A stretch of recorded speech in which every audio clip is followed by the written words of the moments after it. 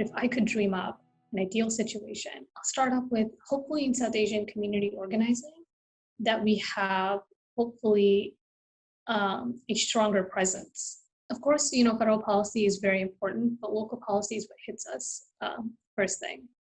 And I know so many South Asians that are so passionate and so excited to get involved. So hopefully that excitement grows and we can have more of us in these spaces, and that would be amazing. But of course, I do know because of privilege and class and lasting impacts of colonization and then like immigration, not everyone can pursue those passions. So hopefully our communities can be at a ground where we can all encourage each other to do more in local community organizing. I think that would be great. I would just honestly love that.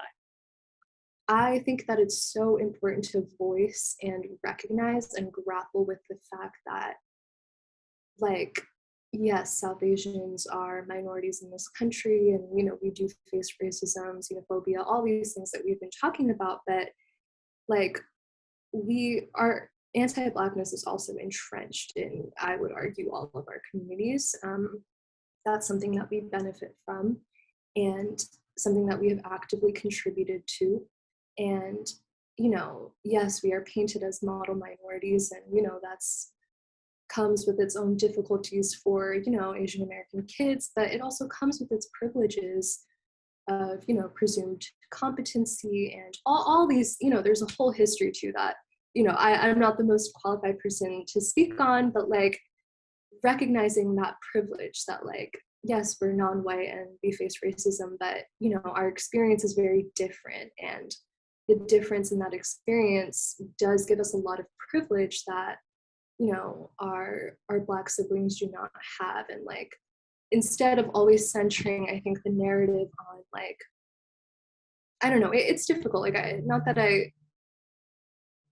I guess it's just very important to voice that and to recognize it, because I think voicing and recognizing and coming to terms with that fact in our own communities is like the first step to dismantling, the structure of white supremacy. I think being accommodating is the most important. I feel like we live in a society that was, built by the white man for the white man. And so when we create a sub-society built by us for us, that's when we have the opportunity to be accommodating. It was the end of the school year, so it was Ramadan. It was COVID, and we had just got into lockdown. So it was that semester, I think beginning of 2020. And so I'm sitting on a Zoom call, and we have like our bi-weekly forum where you pass like resolutions and stuff, whatever.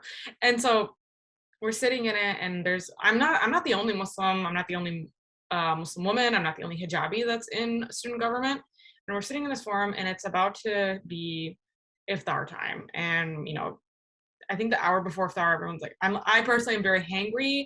I don't have any patience. The patience is running out. I want to go to sleep. I don't want to be around student government people right now. We're sitting in this meeting, and the time is getting closer and closer. My mom's calling me to come down, and I'm like, this needs to hurry up. And so I watched another Muslim woman, hijabi, say, hey guys, can we take a break right now? Can we pause this? Can we come back to this later? Can we just close for today and do this another day? Because we need to open our fast. And I was like, oh, ready to leave the call. What are they going to do? Say no?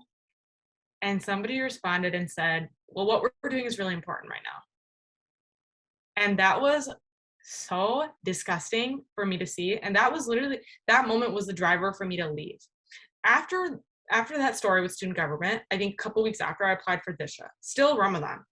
My interview comes up, and I responded, hey guys, would it be okay if we just did an interview after iftar? Because I don't want to do an interview while I'm starving and like dehydrated. And they said yes. And we did an interview at 9:30 p.m. This is the society that I want to live in. I remember one of the first times I told a white person that my dad had been arrested and that he had been in jail for some time. Was just people really pretended they didn't hear it, or they didn't know how to engage around it. And I mean obviously, whatever, I understand like that brings a lot of anxiety if you don't know folks that have had that experience and all of that. But that again goes to show that like when I came to college and when I told folks that are my chosen kin, like people either didn't react in like the best way because they're like, oh, I get that, or like, I'm sorry, or I know how that feels, or this, here's a way in which I see you and I resonate with your experience. And so for me, I've always really tried to loop my family's experience with 9/11 into like abolition work and into learning more about the prison industrial complex and to learning more about, America as a surveillance state and all that sort of stuff. Like things are just kind of starting to dissipate, and it's really up to feel like that's what my friends and I say. It's really up to our generation to raise awareness through social media, through these protests. Like back then, unluckily, because there was no internet, like propaganda was just so rampant. Like people could really people could really hide so many things, so many wrongdoings, because there was nobody with a camera to record, or with a phone or whatnot. But my parents are grateful that me, my friends, we get to talk about this stuff. We get to raise awareness on social media, even if we're not all comfortable with posting about it. At least we get to see it, and at least I get to pull up my phone and show it to my mom, hey, look what's happening, and vice versa. One thing that I have made my focus to tackle is the model minority myth, especially as Black Lives Matter, as our South Asian elders and our older generations of South Asian Americans learn about Black Lives Matters, as they are influenced of what they think of BLM to be through American media.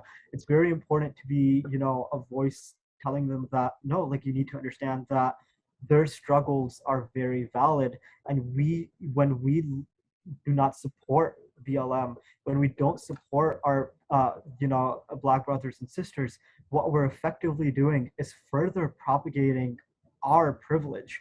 One of the initiatives that I was involved with was Asians for Black Lives, and what we effectively did was, this was a group of teens, they were based in Chicago, but they were recruiting Asian American teens from across the country. Okay, what we're going to do is that a couple writers are going to write a letter in English. We're going to be talking about the model minority myth. We're going to be talking about why it's so essential to support BLM. We're going to be talking about how essential it is to realize what the media narrative surrounding Black Americans are. And what we're going to do is that we're going to recruit teens from multiple different Asian ethnicities, and we're going to translate these into the languages that our elders speak.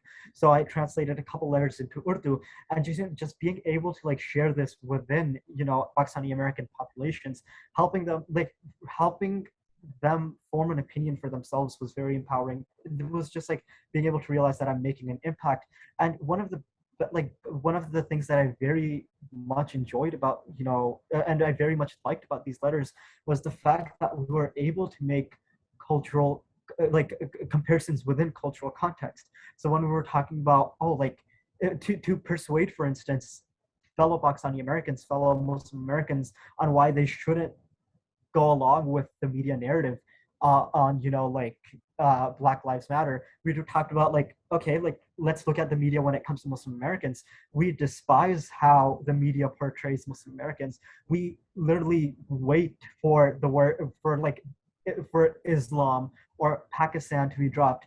So why is it that we hate how the media represents us, but then we turn around and do a complete 180 degrees, and we take whatever the media tells us as at face value without once applying an ounce of criticism that perhaps the media, just like how it does with Muslim Americans and Pakistani Americans and South Asian Americans, perhaps it is the same thing that they do with African Americans. Perhaps it is this very misconstruing that they do with other identities.